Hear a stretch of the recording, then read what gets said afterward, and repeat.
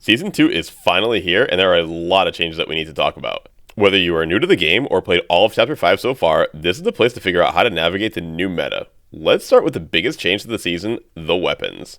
Actually, let's start with the biggest not change. Auto Frenzy and Reaper Sniper are still in the game, therefore the close and long range meta are still going to be near identical as they are still the best weapons at the moment. By far in terms of the sniper, Auto Frenzy not as much. The Gatekeeper shotgun is actually incredibly solid. I've been using it over the Frenzy whenever I can find an equivalent rarity. The damage is good and the range is actually quite impressive. Its obvious downfall of a small mag is complemented by a very fast reload time. You can increase the 3 shots to 5 if you give it a drum mag. I haven't messed too much with this, but I could see that being the best way to go, as I'm sure the reload speed will still be very respectable. The new striker, aka the Warforged AR, is very good. Quite similar to the aforementioned, just with a slightly better damage per bullet and a much larger clip. The only downside is it shoots 1 bullet slower per second, and as a result, it does technically have lower DPS. But with this lower rate of fire, every shot is easier to hit overall, I feel. The new DMR is very bad. While it's usable, it's never going to be better than the War in close range or Reaper in long. I honestly don't understand why this gun exists, as it seems to be strictly an early game weapon that you would use until you can find something better. Worth noting that despite this weapon being a DMR, you can fire it fully auto. The Harbinger SMG replaced the Hyper, and honestly, I would have just buffed the Hyper to more damage. This seems like a very useless replacement, as it's basically just as bad as the Hyper was, and I don't think it will see any play beyond early game as well. Alright, now let's talk about the map itself. We had a lot of changes this season, mainly with the new big POI locations in the Underworld and Mount Olympus, each with their own sub-POIs of Grim Gate and Brawler's Battlegrounds, but they really feel like 2 huge new POIs just divided in half. This is where you can fight the new bosses and acquire the new medallions and mythics.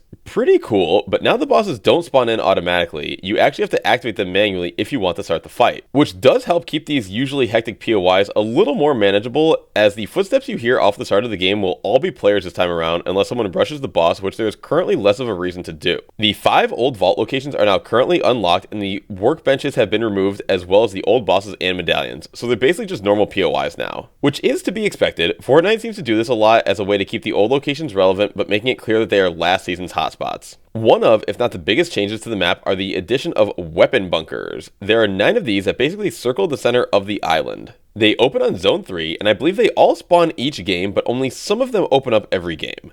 I will provide more details on this later on as I get more info on them. I like these in concept quite a bit. There are 3 mythic chests per bunker, a mod bench, and a pile of gold. For these to open automatically with no boss involved is actually really cool. And before you try, no, you cannot break the floor in these from what I can tell so far. Separating vaults from the boss/medallion spots is a really good idea, as having people camp the vault while you do the hard work was a very prominent strategy, and it worked very well. By removing the vaults from these POIs and throwing them in random locations across the map, they're now much easier to access and less likely to get attacked while you loot one, since they've been removed from the most common locations. As the season progresses though, expect these to become hotter and hotter spots. Similar to how the forecast towers in Chapter 4 Season 4 were rarely acquired in the beginning of the season, and by the end of it, each time they spawned it was a complete war zone to acquire the gold twin mag and slurp juices at the boss drop. When I saw the map changes and I noticed that my favorite POI of Season 1, Ritzy Riviera, was no more, I was truly very sad. Until playing the new map, of course, and realizing that the entire underworld is basically free movement. Anywhere you find the green water in that whole part of the map, which is like 20% of the island, you get free underworld dash. I'm sure you guys have seen it by now, the 3 little skulls that float behind you. They give you the indicator of how many underworld dashes you have, or I just call them under dashes, which I'll be referring to them going forward. This ability is amazing, and the fact that you gain it instantly by simply touching the water is actually incredible. It makes traversing that part of the map truly a pleasure, and despite how sad I am that my Riviera is no more, its sacrifice was not in vain. Quick note, you can carry underdashes with you beyond the areas with green water. They just do not respawn unless you have the Cerberus medallion. One minor tip that I did want to mention in this section is the cameras that are on random buildings now scan you again, revealing your location to nearby players with a ping above your head for about 10 to 15 seconds. This is how cameras used to work prior to Chapter 5 Season 1, and they've now reverted back to that function. So get used to shooting cameras out every time you see them now, as getting pinged could be what leads to your death. Okay, so we touched on the fact that medallions changed, but we didn't really discuss how they changed. Medallions no longer grant the shield effect of Season 1. They have actually, surprisingly, been changed to basically exactly what I was asking for in my Season 1 review video. They each have their own unique function, and the more you acquire, the stronger you get as a player, since you are stacking up new abilities along the way. The 4 medallions offer Damage Boost, which increases damage output to around 6.5%,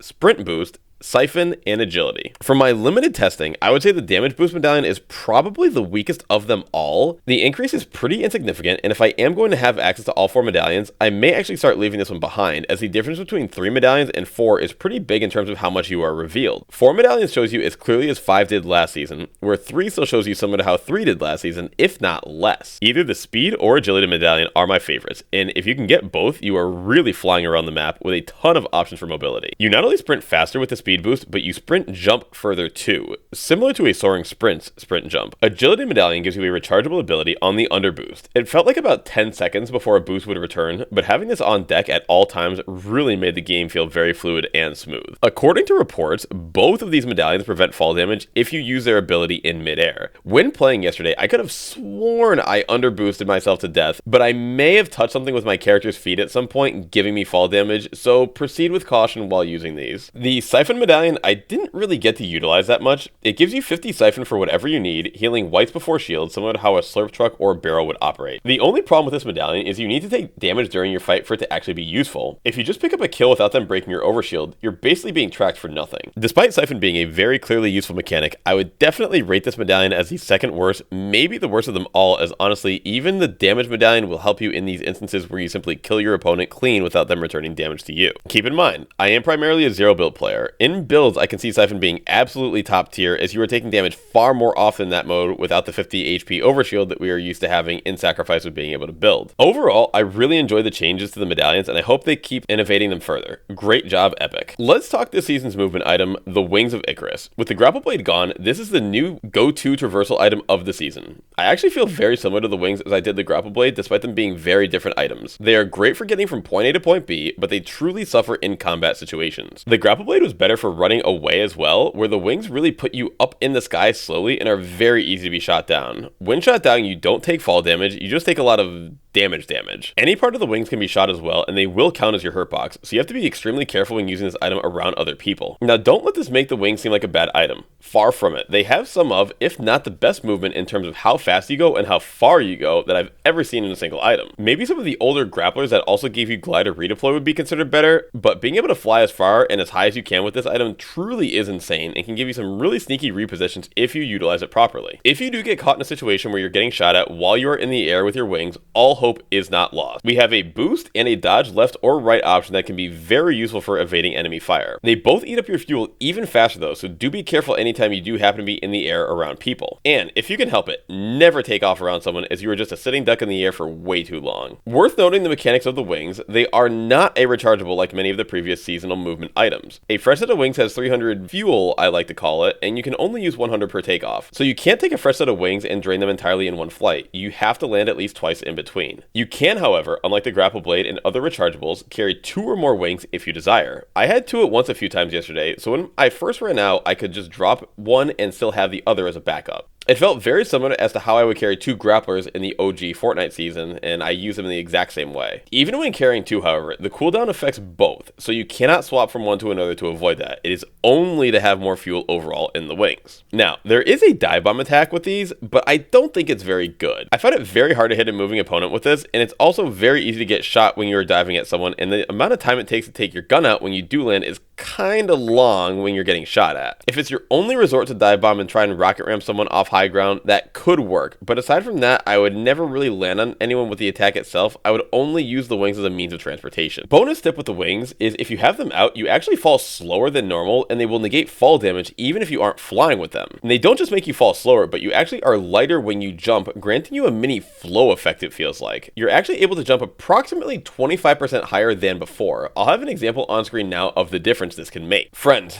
the play is still on the table. To our absolute delight, shockwaves, EMPs, and flow items are still in the game. Now, I'm not shocked they kept all 3 of these, and I'll explain why. Flow is the newest item and mechanic of the chapter, so that was almost guaranteed to stay. Shockwave grenades were introduced very early in the game's life. I want to say somewhere in season 6 or 7 time frame. So at this point, I kind of consider them a staple of the game, a premier movement item, if you will. They transcend seasons and chapters altogether, just like big pots and med packs, and can fit into any meta at all. Since we've seen them return in Chapter 4 Season 3, they've been in the game basically ever since, and it just feels like Epic likes having them around, which I personally am all for. Now, Now at this point, the big one was EMPs. Some people speculated they would be vaulted, but I expected them to stay, and here's the main reason why. They are a direct counter to cars, and cars are not going anywhere. With the new rocket racing mode, Epic has been pushing car skins since the beginning of this chapter. My theory is cars will be in the game for the foreseeable future, if not forever, so people can keep using their skins that they've purchased in BR as well as rocket racing. Cars are great, and honestly I am fine if they stay, but they can be very powerful, and this is where EMPs come in. EMPs are a direct counter to vehicles, and I think the devs like this. There being a clear counterplay to a very powerful mechanic is what makes a game good and balanced. Even though we aren't talking about them, this is why I believe clinger grenades remain in the game, and that's because vaults are still in the game. Anytime you have someone who can camp in a vault, you need an anti-camping mechanic, because the camping itself is a very powerful strategy given the advantage of right shoulder peek. Natural counterplay to the situation is very nice to have. This is why it is so odd and borderline annoying that Epic decided to keep the Reaper sniper rifle in the game as it was since the last nerf in Season 1. It is still the best gun in the game, and it's not even close. The Enforcer of last season and DMR of this are absolutely not answers to the sniper, and that's why people tend to dislike that part of the game. So with all three of these key elements on the table still, the play, as I call it, shockwave up and EMP down, is around for another season, and with the power play, using flow berries before shockwaves, we will likely to continue to surprise and destroy opponents for the foreseeable future. I plan on making a video specifically on how to execute these plays properly, so please keep an eye out for that as well. First impressions after playing the season for about 5 hours and watching several hours of the streams,